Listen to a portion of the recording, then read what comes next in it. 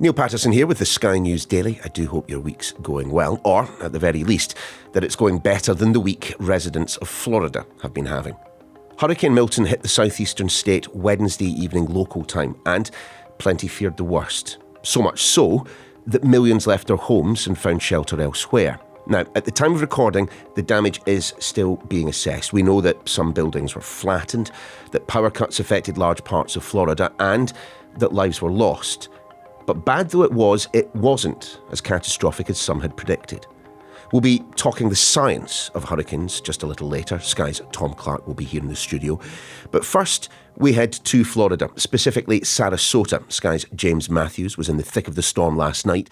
James, just for listeners, you're outside at the moment, so there will be a little bit of noise. You're in Sarasota, and you're not in your galoshes at the moment, so I'm taking it that the worst may well be over. That would be right, yeah. If I could afford a decent pair of galoshes, I'd be wearing them. But no, I've got the boots on because as I look around me, there are branches everywhere. You know, the debris of this storm left behind by Milton is scattered everywhere. Trees down, there is dirt on the roads. There's clearly been some flooding here. Residents are inching back towards their properties, having vacated for the storm, and looking around me, it is messy. There have been fatalities. There was flooding. Now the search and rescue and the recovery effort kicks in big style. Just amongst those Floridians that you have spoken to, is there, just an acceptance that this is part of what life is like, that there an almost stoicism about the threats that these tropical storms turned hurricanes can pose to them and their property? Yeah, acceptance would be the word, Neil. In fact, I just spoke to somebody who said, the attraction clearly in living here is the sunshine, the beaches, everything, all the advantages that Florida has to offer. The downside clearly is the weather, the hurricanes. He made the point that Florida gets stronger, gets more resistant to hurricanes because every hurricane shakes loose the weakness in the trees, the fences, the roofing. It gets replaced, it gets reinforced over time, so Florida becomes more resilient. I thought that was a very optimistic take per se, but he also made the point that what they have seen in recent weeks, and remember we had Hurricane Helene within the past fortnight, the hurricanes are getting much stronger. Florida will be counting the cost today, the next day, and for several days. Given that they've been through hurricanes before, what is always striking to me when the warnings go out, when the president says you need to leave, your life is at risk, and the number of people that don't, those who choose to stay behind, do we understand why people take the risk to their lives and indeed the lives of first responders, of emergency services, who may well be tasked with pulling them out? Yeah, I think there's a number of reasons for that, Neil, one of which is that people simply can't. They don't have anywhere to go. They lack the wherewithal, the resources to get to where they need to go. Another reason that people want to stay put, but to protect their property from criminals, looters, who thrive in events like this.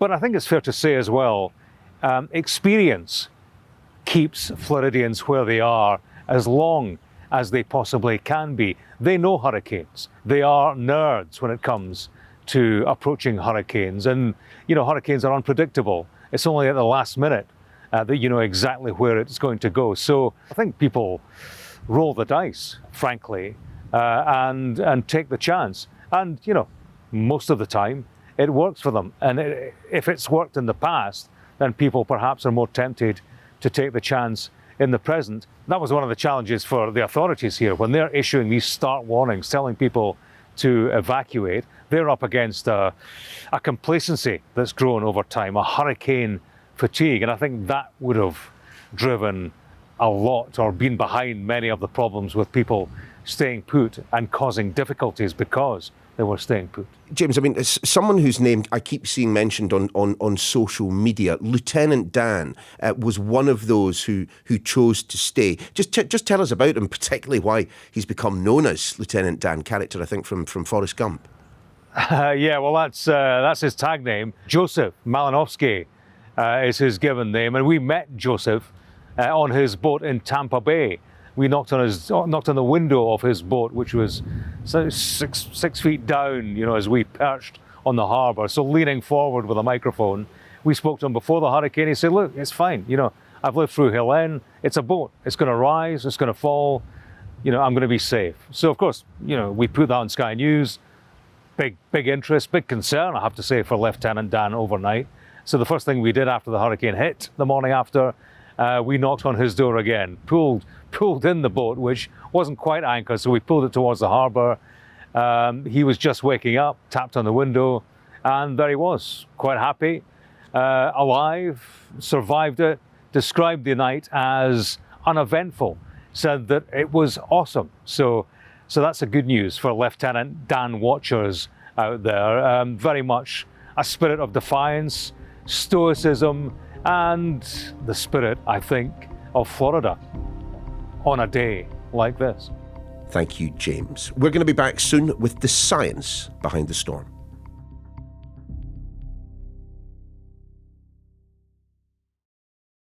Welcome back. By now, you'll probably have seen some of the pictures from Hurricane Milton, and it certainly looks pretty horrific.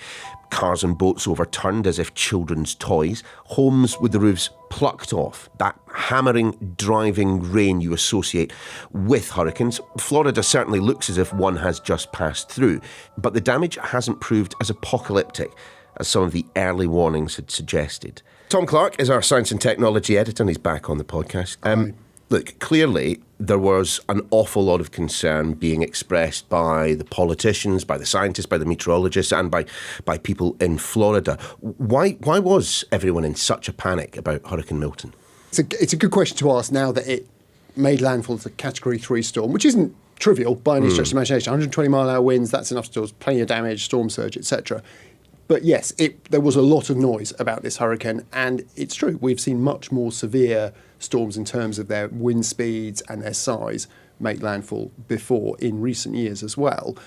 The reason for the concern was how this thing developed. It went from being a humble tropical storm to a Category 1 hurricane in 16 hours. Wow. And then it intensified from a 1 to a 5, strongest storms that we see, in less than 24 hours. And that worries forecasters. And particularly when it's pointing directly at Florida. Certainly when it's pointing at Florida. And the reason for that is the quicker a storm intensifies makes it very difficult to give people adequate warning to get out of the way or to get your plans together in terms of what you can do. So that intensification, that speed of development, the way they saw the pressure dropping in the hurricane, it became very tightly organised as well. There were various other things going on in the Gulf at the time because of something called La Nina, which is a kind of global climate phenomenon. That meant it was very stable air too. So there were lots of reasons to think, oh no, this is not great. Also, it's heading for an unusual part of Florida. They normally whip round the other side and go up. It was coming onto the west coast. It's low-lying, and it was also headed straight for Tampa Bay, which is the most populous part on that west coast. There's 7.5 million people were under evacuation orders. I suppose this is the point that we need the science bit from you, Tom, an explanation of exactly what a hurricane is and why it keeps forming in this particular part of the world. So hurricane's just the sort of local name in the southern US for what they'd call a tropical cyclone in Asia, for example. But what it is, it's a tropical storm, so it has its origins in the tropics. Mm-hmm.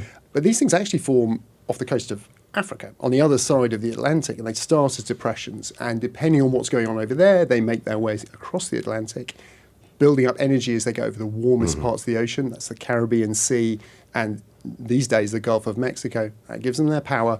And yes, depending on those conditions, and they are quite complicated, it's covering a lot of the Earth here, they will develop either into a tropical storm, which is at wind speeds that are lower than hurricane force, or into a hurricane itself, and then either get more power from there or not. Are we detecting hurricanes of this type in this area more or less than we used to? This is a weather climate phenomenon that has always gone on as long as the Earth has continued spinning. The hurricane season stretches from June all the way to the end of November, and it's there because that's the northern hemisphere summer. You know, it's where the warmth is coming from the sun into the ocean, warming it up, that gives these storms energy. The seas take longer to warm, and that's why it's sort of shifted into the autumn, because that's where you've got that fuel for these storms. As the ocean cools down over the winter months and through the spring and the early summer, there just isn't that energy to give these storms the power that they've got to lead to those drops in pressure that would generate these sorts of concentrated low pressure areas that can cause these storms. The seasons are there. The big question, of course, is, we know our climate's changing. How is that going to influence things? And that's where I think it's really important to say at this stage, we just don't know. Because we don't have the data set, we don't have the analysis. Why? We don't have sufficient data. We haven't had, although the planet's been warming fairly nicely since the 1940s, 50s, we've seen this signal of warming. We haven't got the data, but also it's really random. So we were saying before, these systems develop right off the coast of Africa. There are lots of other things going on in the Earth's climatic system that can influence them. It's extremely hard to look at things from first principles and figure out how's that going to go. Some modelling is suggesting we might see fewer Atlantic hurricanes as a result of climate change. We were very interested in the last couple of years because we've seen record ocean temperatures in the Gulf of Mexico. And the Caribbean Sea, which is where they pick up most of their sort of final energy to give them that boost to these Category 5 levels. Only a few weeks ago, the talk amongst climate scientists and people who forecast hurricanes was how quiet this season had been. We had one very, very intense storm, Hurricane Beryl, very early in the season, the earliest Category 5 hurricane they'd ever seen. They were predicting one of the worst hurricane seasons ever. And there we had this situation where we were well below average. Interestingly, now that Milton's gone through, we're actually now above average for a hurricane season, although it's by no means record-breaking in terms of the number of storms, but we've seen some pretty intense ones. And I'll just to finish that thought, while I was saying we don't know, we have no idea what's going to happen with intensity or the direction they go in, there is pretty strong evidence now that the more energy you have in the system, the more heat in the sea, and that comes directly from climate change, the more powerful these storms are going to get. We've got pretty good evidence of that, not so much with hurricanes, but with other storms. And the other thing, every degree of atmospheric temperature you go up by, you can put 7% more moisture in the air because with all the associated and that's your problems. rainfall. So we know that you'll have more intense storms and almost certainly wetter storms. And Hurricane Helene proved that very disastrously in a way, because that put more rain over some states in the US than they've ever seen before. All of which begs the questions. How do we know this? How can we see these things coming if, as you say, on the other side of the Atlantic, a tropical storm begins, and then within days, people have plotted a course for this thing coming across the Atlantic? Very clever people with lots of data to draw on, supercomputers as well, can do that. But even they get it wrong. So looking at this season... Well, this one, we were told this was a doomsday situation, and it has not proved to be so. Reports are still coming in, but it has not been as apocalyptic as some had feared. I think that's fair to say. We shouldn't prejudge it because we don't know what the impact has been. But certainly in terms of what was predicted, it could have been a Category 5. It was only just over 24 hours before it made landfall. It was still a Category 5 storm. That's pretty much as big as they get. There was a forecast of up to a 15-foot storm surge. None of those things materialised. It was Category 3, 100-mile-an-hour, 120-mile-an-hour winds. That's not too bad by Florida hurricane standards. That's not too bad. 12-foot storm surge, but in very localised areas. So, we didn't see that come to pass. But I think that points more to just how difficult it is to predict. I'd counter that by saying, did they get it wrong? Did they overemphasise the risk? I don't know that they... Because there will have been devastating financial loss associated with mass evacuations on this scale, won't there? So when politicians make these decisions, they've got to be pretty certain about it. I think that's absolutely fair to say. So when you make that call, I think it's 7.5 million people told to evacuate. 22 million people in Florida. That's that's the population of Romania, many of whom chose to leave even though they weren't directly in the path. That obviously has a huge economic impact, disrupts people's lives, and it's reasonable to ask, did we get it right? I think, though, looking at the characteristics of the storm, how it built, how quickly it intensified, it was a Category 5 storm very shortly before it made landfall, and again, it was heading towards a very populated area with the risk of a storm surge, which was borne out, just shifted slightly further down the coast. It could have been a hell of a lot worse, and I think if they got that wrong, they'd be in big trouble. And you look at situations where they haven't got it right. So Hurricane Andrew back in 1992, reasonably well forecast, but the communication to people on the ground went through Miami-Dade County, which is the most populated part of America, caused significant loss of life, huge economic damage. It would have been great to have done more evacuation there. Hurricane Katrina, you remember, in New Orleans, again, that was forecast to be bad, but the failure there was getting the message out to people and getting the people who needed help out of the area beforehand. So I think America's learned through some very, very hard lessons that it's usually best to be overcautious. Thanks, Tom.